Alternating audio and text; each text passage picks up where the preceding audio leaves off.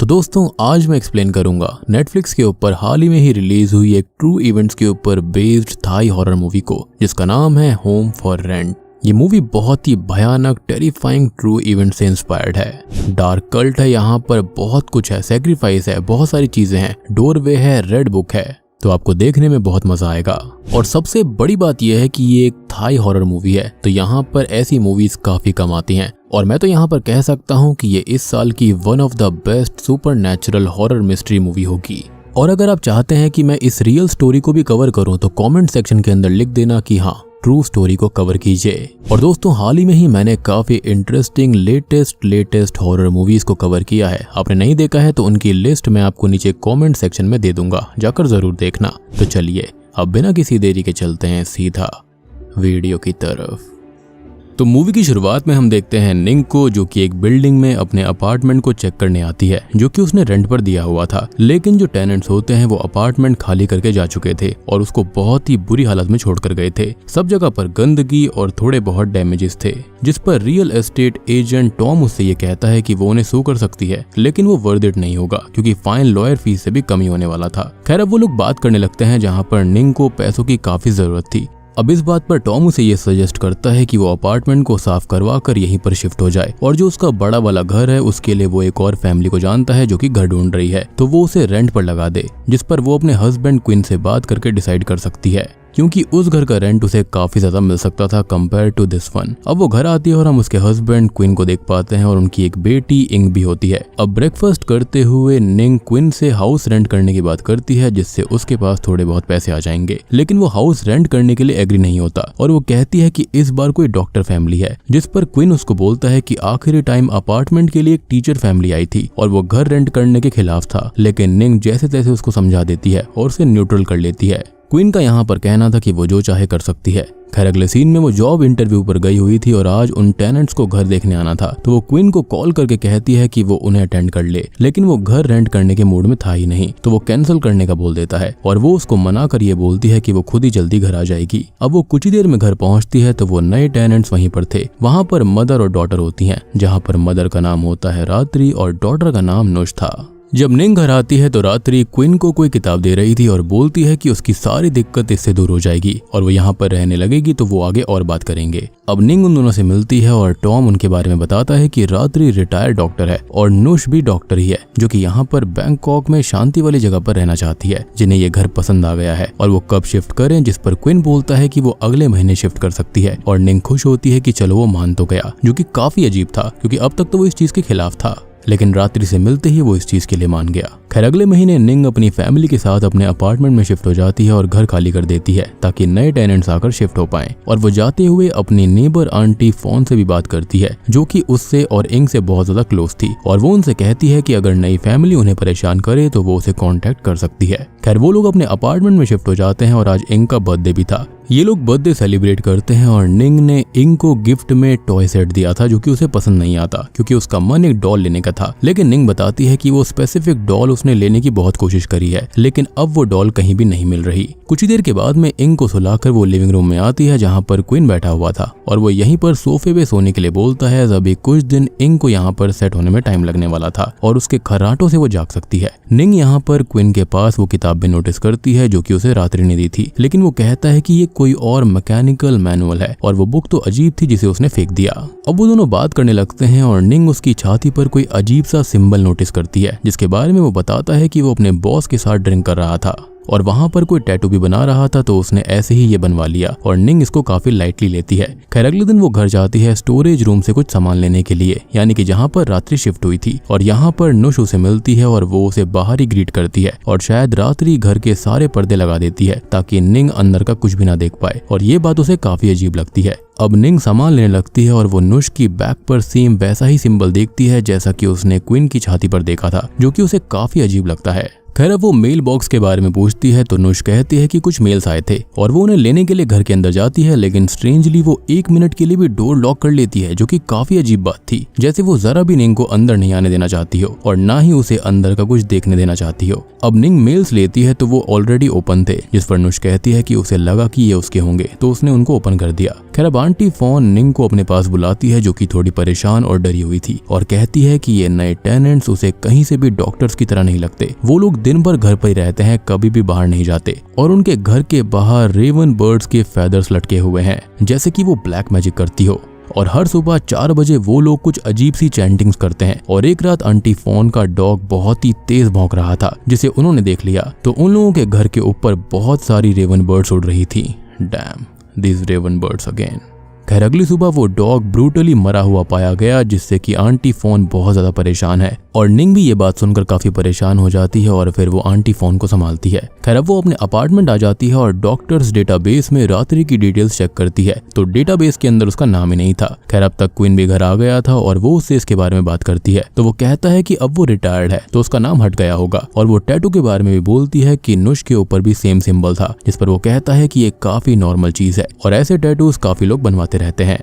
अब अगले सीन में निंग नट नाम के एक पर्सन को कॉल करके अपने नए टेनेंट्स के बारे में जानकारी निकालने का बोलती है। और वहीं पर इंग भी खेल रही थी, जिसके पास में पड़ा हुआ क्रो फेदर मिलता है, जिसे वो उठा लेती है। खैर अब रात को इंग सडनली जाकर बोलती है कि रूम में कोई था, जिस पर निंग कहती है कि उसने मिरर में रिफ्लेक्शन देखा होगा। अब हम उसके अपार्टमेंट के बाहर ढेर सारी रेवन बर्ड्स को देख पाते हैं, और विंडो भी ओपन थी, जिसको वो बंद कर देती है। और क्लोजेट भी अपने आप ओपन हो गया था, जिसको वो चेक करने लगती है। और अब उसके फोन पर कोई मैसेज आता है, जिससे वो उसे देखने जाती है, और हम क्लोजेट में कोई भयानक सी शैडो को देख पाते हैं। अब ये मैसेज आंटी फॉन ने किया था, जिसके अंदर एक वीडियो था, और उन्होंने लिखा था कि वो लोग फिर से रिचुअल्स कर रही हैं, और टाइम लगभग सुबह के 4 बज रहे थे। और वीडियो में रात्रि कोई रिचुअल कर रही होती है, और वो आंटी फॉन को भी देख लेती है। निंग उन्हें मैसेज करती है कि उन्होंने उनको देख लिया है, और वो ठीक तो हैं, जिस पर मैसेज का कोई रिप्लाई नहीं आता। और जो वीडियो और मैसेज आए थे वो भी अनसेंड हो जाते हैं, जिससे कि निंग परेशान हो जाती है। उसे बाहर से कुछ आवाज आती है, तो वो बाहर चेक करने जाती है, और क्वीन रूम में नहीं था, जिसे वो सब जगह ढूंढती है, कॉल करती है, लेकिन वो कॉल कट कर देता है। और वो बाहर से आता है और कहता है कि कोई चूहा मिल गया था, जिसको वो बाहर फेंकने गया था। और निंग उसके पास वही रेड बुक नोटिस करती है, जिसके बारे में पूछने पर वो ये कहता है कि ये किताब वो चूहे पकड़ने के लिए लेकर गया था, जिस पर वो कहती है कि ये किताब खराब हो गई है और वो उसे फेंक दे। और वो उसको फेंकने जाता है, और यहाँ पर निंग अपने रूम में सोने चली जाती है। लेकिन वो छुपकर ये देखती है कि क्वीन ने उस किताब को अपने बैग में रख लिया था, और बैग का लॉक भी लगा लिया था, जो कि निंग को बहुत ज्यादा वियर्ड लगता है। खैर अगली सुबह वो आंटी फॉन से मिलने जाती है, और नुश वहां पर आकर ये बताती है कि वो तो अपने होम टाउन गई हैं, जिस पर यहाँ पर निंग कहती है कि वो तो बैंकॉक से ही हैं, और उनका कोई भी कहीं रिलेटिव भी नहीं है, मीन्स वो कहीं भी नहीं जा सकती। जिस पर नुश कहती है कि उन्होंने ऐसा ही कहा था, और जब वो वापस आ जाएंगी तो वो निंग के बारे में उन्हें इन्फॉर्मेशन दे देगी। और अब तक निंग काफी परेशान हो गई थी, और नुश और फैमिली का बिहेवियर, आंटी फॉन का गायब होना, और क्वीन का बिहेवियर उसके लिए काफी डरा देने वाला था और परेशान करने वाला हो गया था। खैर अब तक वो घर आ जाती है, और इंग के पास में वही डॉल देखती है जो कि उसने उसको लाने के लिए कहा था, और ये मार्केट में मिलनी बंद हो गई थी, जिसके बारे में इंग बताती है कि ये डॉल उसे उसके फादर ने गिफ्ट करी है, और निंग को ये डॉल बहुत क्रीपी लगती है।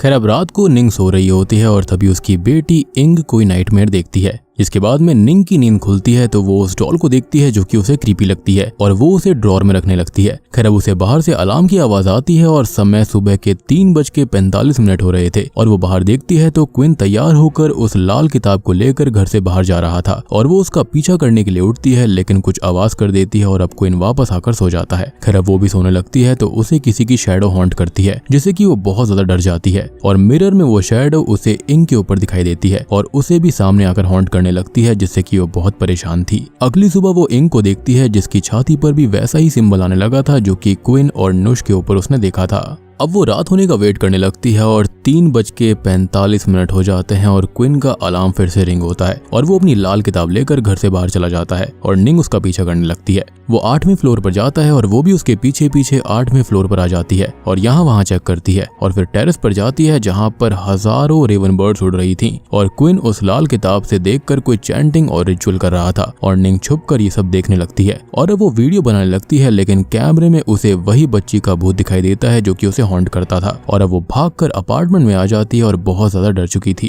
क्वीन भी उसे चेक करने के लिए रूम में आता है, लेकिन वो चुपचाप लेटी रहती है। अब अगली सुबह वो क्वीन का बैग देखती है, जिसका पासकोड उसने रात में याद कर लिया था, और वो उस किताब को उठा लेती है, और अब उसे बाथरूम में ले जाकर चेक करने लगती है, तो उसमें कुछ भी नहीं लिखा था, और ये बहुत ही शॉकिंग बात थी, यानी कि वो किताब पूरी तरह से खाली थी, एकदम कोरी, और ये देखकर तो वो और भी ज्यादा वियर्ड फील करने लगती है। अब वो उस किताब को यहीं छुपाने लगती है, और स्टोरेज देखती है तो यहाँ पर बहुत सारे वही सिंबल्स थे, और रिचुअल्स का सामान था जिसे क्वीन ने ही बनाया होगा। अब अगले सीन में वो इंग को उसके स्कूल से लेने जाती है और ये देखती है कि इंग तो रात्रि के साथ है और उस लाल किताब को पढ़ रही है, जिससे वो बहुत ज्यादा परेशान हो जाती है और उसके पास जाती है, लेकिन इंग गायब थी। और अब वो अपनी क्लास से वहां आती है जिसके नेक पर वही सिंबल आने लगा था और अब निंग बहुत ज्यादा परेशान हो गई थी और उससे रात्रि के बारे में पूछने लगती है, लेकिन वो कहती है कि वो यहाँ पर आई ही नहीं। खैर अब वो उसे घर लाती है और कार में छोड़कर घर से सामान पैक करके लेकर आती है, क्योंकि अब वो यहाँ पर नहीं रहना चाहती थी। और वो नीचे आती है तो उसे कार में क्विन भी मिलता है। वो उससे कहती है कि वो ये कल्ट जैसी चीजों से दूर रहना चाहती है और उसने इंग के पास रात्रि को देखा था जो कि उसे हर्ट कर सकती है, लेकिन क्विन ये कहता है कि जो रात्रि इंग के पास में आई ही नहीं वो उसको हर्ट कैसे कर सकती है। और शॉकिंगली क्विन रात्रि को मदर बोलने लगा था। खैर अब वो दोनों बहस करने लगते हैं और वो उसे स्लैप कर देता है और कुछ लोग उसे रोकते हैं। इतने में ही वो इंग को लेकर वहां से निकल जाती है, यानी कि यहाँ पर चीजें काफी ज्यादा गड़बड़ वाली हो गई थी। अब वो इंग को लेकर अपनी मदर के घर जाने लगती है, लेकिन उसकी मदर कहती है कि क्विन भी उन दोनों को ढूंढ रहा है, जिससे कि अब वो मदर के पास ना जाकर एक होटल में स्टे करती है। यहाँ पर इंग क्विन के पास जाने की जिद करने लगती है और कहती है कि उसे डैड की हेल्प करनी है। और अब निंग उससे पूछती है कि किस चीज में मदद करनी है और वो क्या छुपा रही है, लेकिन इंग कुछ भी नहीं बोलती और वो बहुत ज्यादा परेशान हो जाती है। अब अगली सुबह वो इंग को सोता हुआ छोड़कर अपने फ्रेंड नट से मिलने जाती है, जो कि उसको बताता है कि रात्रि की आईडी में आईडी नंबर ऑल्टर्ड है और उसने रियल नंबर फिगर आउट किए हैं, तो ये आईडी रात्रि की है, लेकिन यहाँ पर उसका रियल नेम नफा फोन पोंतेवा है। हालांकि उसके खिलाफ कोई भी क्रिमिनल केस रजिस्टर्ड नहीं है, लेकिन ये फिशी जरूर है कि उसने खुद की आइडेंटिटी फेक करके होम रेंट पढ़ लिया। अब नट की गर्लफ्रेंड वहां पर आ जाती है तो निंग वहां से जाने लगती है और नट की गर्लफ्रेंड उससे कहती है कि वो नट से दूरी रहे, क्योंकि वो उसे पसंद करता है और वो लोग शादी करने वाले हैं, तो ये ठीक नहीं रहेगा। अब निंग रूम के अंदर आती है तो उसकी बेटी इंग गायब थी और रूम सर्विस बताती है कि उसके फादर उसे ले गए। अब वो अपार्टमेंट आती है तो इंग नहीं मिलती और वो बेड मैट्रेस नोटिस करती है तो उसके नीचे वही सिंबल ब्लड से बना हुआ था। अब वो अपने घर जाती है तो रात्रि और नुश घर खाली कर चुके थे और वहां उसे वही रिचुअल प्लेस, सिंबल्स और अजीब ऑफरिंग्स मिलती हैं। अब वो टॉम को कॉल करती है और वो उसे पिक करता है और कहता है कि वो लोग फोन नहीं उठा रही। रास्ते में ही निंग नोटिस कर लेती है कि टॉम की चेस्ट पर भी सेम सिंबल है और उसके पास भी वही रेड बुक है, मींस वो भी इसी कल्ट का हिस्सा है। और अब वो उसे बचकर भागने की कोशिश करती है, लेकिन वो उसे बेहोश करके एक बैग के अंदर बंद रिवर साइड बने हुए अकेले घर में लेकर आता है और अब उसका भी अलार्म रिंग होता है 3:45 पर। और अब कहानी जाती है 11 साल पहले और अब हम देखते हैं क्विन को, जो कि अपनी बेटी जा के साथ उसी घर में रहा करता था और उसकी वाइफ उन दोनों को छोड़कर काफी टाइम पहले ही जा चुकी थी। दोनों फादर डॉटर एक दूसरे से बहुत ज्यादा प्यार करते थे और जा को क्विन वही डॉल गिफ्ट करता है जो कि उसने इंग को दे दी थी और ये सेम ही डॉल है, मींस वो डॉल जा की ही थी जिस पर उसका नाम भी लिखा हुआ था, जिसे क्विन ने इंग को देने से पहले ही मिटा दिया। अब एक दिन जा तैयार हो रही होती है और शावर लेने जाती है, जहाँ पर गीजर ब्लास्ट होने से वो खत्म हो जाती है और अपनी बेटी को खोकर क्विन पूरी तरह टूट जाता है। वो महीनों से पागल सा डिप्रेस्ड होकर घर पर पड़ा रहता है और उस डॉल को अपनी बेटी जा मानकर उससे बात करता रहता है। अब एक दिन एक निंग नाम की इंश्योरेंस सेलर आंटी फोन का घर ढूंढते हुए उसके पास आती है और उन दोनों के बीच बातें होती हैं। वो एक दूसरे से प्यार करने लगते हैं और शादी कर लेते हैं और क्वीन अपने अतीत से मूव ऑन कर लेता है और पास्ट का कुछ भी निंग को नहीं बताता। यानी कि ये निंग वही है जिसको हम स्टार्टिंग से देख रहे थे, जिसके अंदर कोई भी खराबी नहीं है क्योंकि वो कहीं पर भी गलत नहीं था और अपने दुख से बाहर आने के लिए सही भी था। अब समय बीत जाता है और एक दिन वो इंग को जा से बात करते हुए सुनता है, जिस पर उसको यकीन तो नहीं होता, लेकिन इंग अब जा जैसे बात करने लगी थी और जा जैसे ही खाने पीने लगी थी, मींस वो वाकई में जा से कम्युनिकेशन कर पा रही थी। अब ये सब क्विन ने तब नोटिस किया था जब निंग ने उसे घर रेंट करने के लिए बोला था। अब वो उसी दिन जा का सामान देखता है और ये घर उसका आखिरी घर था, इसलिए वो इसे बेचना नहीं चाहता था। और अब आपको समझ में आया होगा कि क्यों वो इस घर को रेंट करने के लिए और यहाँ पर बेचने के लिए मना किया करता था। यानी कि अब यहाँ पर कहानी फिर से शुरुआत की तरफ चली जाती है, जहाँ पर रात्रि को यहाँ पर रेंट पर यह घर दिया जाना था। निंग घर पर नहीं होती, यानी कि वो जॉब इंटरव्यू पर थी और घर देखने के लिए रात्रि और नुश आ जाती है और रात्रि में कुछ पावर्स थी जो कि जा को सेंस कर पाई थी और उसके साथ में क्या हुआ और वो अपने टाइम से पहले मरी थी, इसलिए इसी घर में कैद है। ये सब वो जान चुकी थी, जो कि वो क्वीन को बताती है और ये सब जानकर वो बहुत शॉक्ड होता है, जिसे वो रेड बुक देती है और वो खुद जा की यादों में और पेन में था, तो वो किताब उसकी हेल्प कर सकती थी। अब वो लोग घर पे शिफ्ट हो जाते हैं और क्वीन रात्रि से मिलने जाता है और वो उसे रिचुअल करने को बोलती है जिससे वो अपनी बेटी जा को देख पाएगा। लेकिन उससे पहले उसे रात्रि के कल्ट के लॉर्ड हिज माइटीनेस को सर्व करना होगा और उनमें फेथ रखना होगा। अब निंग से छुपकर वो चैंटिंग्स और रिचुअल करता है जो कि बुरे काम नहीं थे, और छुपकर इसलिए क्योंकि निंग को जा के बारे में वो बता नहीं सकता था, ना ही उसने पहले उसे बताया। अब जिस दिन निंग सामान लेने आई थी उस दिन घर पर क्विन ही था और वो उससे छुप रहा था, और मेल्स उसने ही ओपन किए थे एज वो रात्रि के पास रेगुलरली आया करता था। अब एक दिन रात्रि उससे कहती है कि जाके जाने का टाइम हो चुका है, जिस पर वो उससे कहता है कि वो अपनी बेटी से भी मिल नहीं पाया और रात्रि उसकी हेल्प करे, और अब से ही वो रात्रि को मदर बोलने लगा था। यानी कि जा की स्पिरिट जो थी वो रात्रि के अंदर आया करती थी, यानी कि इसको शेमन कह सकते हैं या फिर ये कहें कि मीडियम। अब रात्रि उससे कहती है कि वो उसकी मदद तो कर सकती है, लेकिन उन्हें एक ऐसी बॉडी चाहिए होगी जो कि जा की ही एज की हो और उसे कम्युनिकेशन कर सकती हो, और इसमें उस पर्सन का कुछ होगा भी नहीं क्योंकि एक साथ दोनों स्पिरिट्स एक बॉडी में अच्छे से रह सकती हैं। और रात्रि का इशारा इंग की ओर था। अब क्वीन इंग को उस दिन ही जा की डॉल गिफ्ट करता है और उसे जा के बारे में बताता है और उसे वापस लाने उससे हेल्प मांगता है, और अब हम जान पाए हैं कि क्या हेल्प क्वीन ने मांगी थी। खैर वो घर पर बेड मैट्रेस के नीचे वो सिंबल बनाता है, बाथरूम स्टोरेज में वो रिचुअल सेटअप और सिंबल प्लेस बनाता है। अब वो रिचुअल कर रहा होता है जिस दिन निंग ने उसको देख लिया था, और वो बुक असल में एक तरह का डोरवे है हमारे वर्ल्ड और डेड के वर्ल्ड के बीच का, जहाँ पर एक तरह से एस्ट्रल प्रोजेक्शन करके क्वीन पहुंच गया था और उसने खुद को उसके पास प्रेयर्स करके कल्ट के बहुत सारे मेंबर्स की स्पिरिट को देखा था, और उसने जा की स्पिरिट को भी देखा था जो कि जल्दी ही गायब हो गई थी। और यही रीजन था कि वो किताब बिल्कुल खाली थी और कोरी थी। अब वो एस्ट्रल प्रोजेक्शन में था तो उसे पता था कि निंग ने उसे देख लिया है, और उसने ये बात रात्रि को बता दी थी जो कि अब खुद ही रिचुअल परफॉर्म करने का बोलती है। अब अगले दिन स्कूल के बाहर क्वीन रात्रि के साथ था और वो उसको बताती है कि रिचुअल पूरा करने के लिए उसको बॉडी पर 3 मार्क्स होने जरूरी हैं। एक जा बना चुकी है उसकी चेस्ट पर, दूसरा वो बना देगी, और तीसरा और सबसे स्पेशल क्वीन को बनाना होगा क्योंकि वो उससे ही पैदा हुई थी। खैर इसके बाद में होता यह है कि निंग अपनी बेटी को लेकर भाग जाती है और क्वीन को इंग ने होटल से ही कॉल करके बुला लिया था, और वो उसे वहां से पिक करके घर लेकर आता है, जहां पर नुश उसे आंटी फोन के घर आने का कहती है क्योंकि निंग उसके घर चेक करने आ सकती थी और अभी उनके घर को रिचुअल के लिए तैयार भी करना था। अब वो आंटी फोन के बारे में पूछता है तो वो बताती है कि आंटी फोन मेडिटेशन कैंप गई हैं, रात को आ जाएंगी। अब रिचुअल की तैयारी शुरू होती है और इंग पर वो मार्क बनाया जाता है और उसे रात्रि के पास रिचुअल्स के लिए छोड़कर नीचे आ जाता है, जिसे आंटी फोन मिलती है जो कि उसे स्टैप कर देती है क्योंकि वो पजेस्ड हो गई थी। और अब रात्रि नीचे आती है और अपने बॉक्स से एक वुडन डॉल निकाल कर कहती है कि ये उसकी सबसे छोटी बेटी है जिसके साथ खुलते हैं इस कहानी के असली पत्ते और रात्रि के भी असली पत्ते। तो रात्रि की बेटी थी प्लिया नाम की, जो कि 7 साल की उम्र में डूब कर मारी गई थी, और तब से ही उसने प्लिया की सोल को उस डॉल में कैद करके रखा था, और तब से ही वो एक सूटेबल बॉडी ढूंढ रही थी जिसके अंदर वो प्लिया की बॉडी को डाल पाए। और ये प्लानिंग इस घर से शुरू नहीं हुई थी, बल्कि 4 महीने पहले से ही वो इंग के ऊपर नजर रख रही थी और टॉम उसका ही साथी था। इनफैक्ट उस अपार्टमेंट को खराब करना ताकि निंग वहां पर रहे, ऐस कोई रेंट पे उसको लेगा नहीं, ऐसी हालत में कोई भी वहां पर नहीं आने वाला था। फिर ये वाला घर लेना, यहाँ पर शिफ्ट होना, क्वीन को फंसाना, ये सब प्लान 4 महीने से ही तैयार हो रहे थे। और उस दिन वो इंग से स्कूल में ही मिली थी, जहां पर उसने इंग को क्लियर वॉयंस ट्रैवल करके भी दिखाया था, जिसके अंदर बॉडी से दूर अलग यादों और अलग वर्ल्ड में ट्रैवल किया जा सकता है। और उसने बताया था कि इस बॉडी के अंदर एक यंग लड़की की स्पिरिट रहती है जिसका नाम रात्रि है,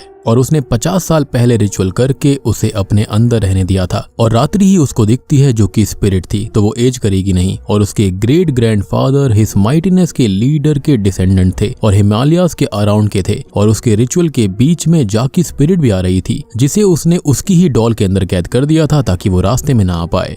यानी कि उस डॉल के अंदर जा की स्पिरिट खुद से नहीं आई थी, बल्कि उसको रात्रि ने ही कैद किया था और अपनी बेटी की स्पिरिट को अलग ही डॉल के अंदर कैद करके रखा था। और आपको एक बात और याद होगी कि निंग के फ्रेंड नट ने यहाँ पर रात्रि के ऊपर इन्फॉर्मेशन निकाली थी, तो ये शरीर किसी और का था, वो नाम भी मैंने आपको शुरुआत में बताया था। और इस लेडी के अंदर जो स्पिरिट रह रही है वो रात्रि की है। बेसिकली यहाँ पर स्पिरिट को ट्रांसफर करने के रिचुअल्स करे जाते हैं, और यहाँ पर इस शेमन का मकसद अलग ही था, अपनी बेटी को जिंदा करना। खैर हमको यहाँ पर ये तो पता चल गया है कि कल्ट बहुत पुराना है और रात्रि ने सब कुछ कहाँ से कैसे सीखा, यानी कि वो रियल शेमन ने। और कल्ट पुराना है तो बहुत से लोग भी ओवर द टाइम जुड़ते रहे।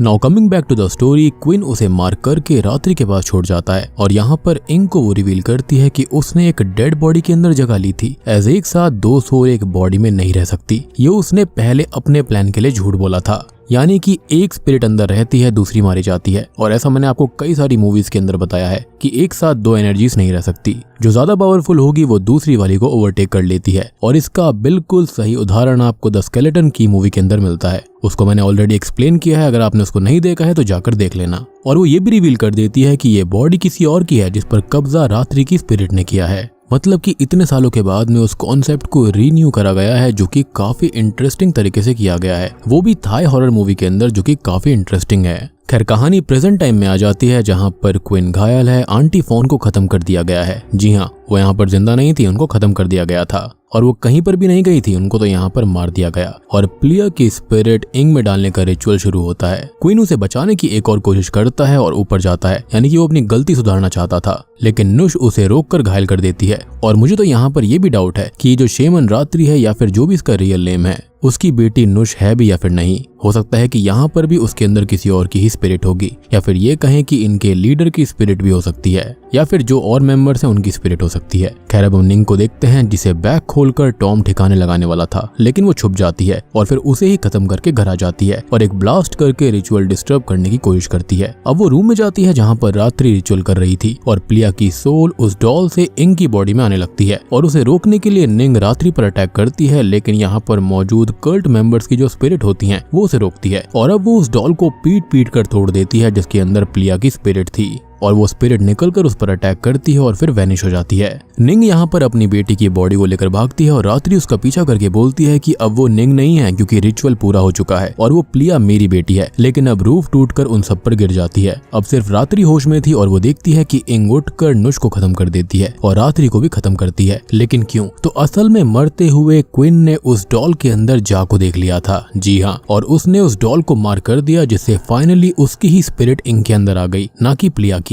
यानी कि यहाँ पर क्वीन ने पूरा रिचुअल ही पलट दिया। यहाँ पर रात्रि को लग रहा था कि उसकी बेटी यहाँ पर आने वाली है, लेकिन हुआ ये कि क्वीन ने अपनी ही बेटी को मार कर दिया, यानी कि जाकी स्पिरिट को, जिसके चलते वो इंग की बॉडी के अंदर आ गई। और बात रही प्लिया की स्पिरिट की, तो अब वो गायब हो चुकी है, वैनिश हो चुकी है और आफ्टर लाइफ में जा चुकी है। एंड ट्रस्ट में ये बहुत ही सुकून भरा मोमेंट था, क्योंकि रात्रि ने यहाँ पर काफी सारी चीजें गलत करी थी। तो जाते जाते उसको सच्चाई पता चल गई कि वो जीत नहीं पाई। जिसके बाद में अगले सीन में निंग हॉस्पिटल में होती है, जिससे पुलिस ऑफिसर बात कर रहे होते हैं, और वो अपनी बेटी इंग के पास में आती है, जो कि उसे सच बता देती है कि वो इंग है ही नहीं, असल में वो जा की स्पिरिट है और उसके अंदर है, और वो क्वीन की वो बेटी है जो कि कई साल पहले मारी गई थी। और इंग कहाँ है उसको भी नहीं पता। यानी कि एक बॉडी के अंदर खाली एक ही स्पिरिट रह सकती है और यहाँ पर जा की स्पिरिट रहेगी। ये सुनकर निंग पूरी तरह से टूट जाती है, लेकिन वो जा को भी एक्सेप्ट कर लेती है, क्योंकि उसकी कोई गलती नहीं थी। यहाँ पर जो कुछ किया वो क्वीन ने किया था। और सबसे बढ़िया बात यह है कि यहाँ पर प्लिया की स्पिरिट नहीं आई। अगर वो आ जाती तो यहाँ पर कुछ भी नहीं होने वाला था, और भी ज्यादा चीजें खराब हो जाती। अब मूवी के एंडिंग सीन में हम उन दोनों को देखते हैं, जहाँ पर निंग जा को अपनी बेटी के रूप में एक्सेप्ट कर चुकी है, क्योंकि उसके पास में इसके अलावा कोई और ऑप्शन नहीं है, और जा को भी एक माँ मिल गई थी। और बूम, इसी के साथ में ये मूवी यहीं पर खत्म हो जाती है। तो दोस्तों, ये थी होम फॉर रेंट नाम की थाई हॉरर मूवी। उम्मीद करता हूँ कि आपको पसंद आई होगी। मूवी काफी इंटरेस्टिंग है, काफी डिफरेंट कॉन्सेप्ट है, या फिर ये कहें कि एक ऐसा कॉन्सेप्ट जो कि काइंड ऑफ विलुप्त हो गया था, लेकिन उसको यहाँ पर रीडू करा गया है, और वो भी एक थाई हॉरर मूवी में, जो कि काफी बढ़िया है। ये मूवी नेटफ्लिक्स के ऊपर अवेलेबल है, और जाकर जरूर देखना, आपको देखने में काफी मजा आएगा। अब देखो, यहाँ पर टॉम के अंदर भी किसी और की स्पिरिट थी, शायद से ये चीज भी हो सकती है। अदरवाइज यहाँ पर कल्ट के अंदर मेंबर्स को ऐड करना इतना इजी नहीं होता। यहाँ पर कुछ चीजें और इंटरेस्टिंग है, जैसे कि वो किताब, यानी कि वो अंडरवर्ल्ड और इस वर्ल्ड के बीच की किताब है, या फिर ये कहें कि एक डोरवे है। कुछ स्पेशल चैंटिंग्स करने की वजह से यहाँ से वहाँ एस्ट्रल प्रोजेक्शन के जरिए जाया जा सकता है, यानी कि यहाँ पर सोने की जरूरत नहीं है, जैसे कि इंसीडियस के अंदर होता था। बाकी आप लोग मुझे बताना कि आपको ये फिल्म कैसी लगी, और अगर आपको कोई डाउट है तो आप कॉमेंट सेक्शन के अंदर मुझसे पूछ सकते हैं। तो वीडियो पसंद आई हो तो लाइक कर देना, चैनल के ऊपर नए हैं तो सब्सक्राइब कर लीजिए। तो मैं आप सबको मिलता हूँ अगली वीडियो के साथ में, तब तक के लिए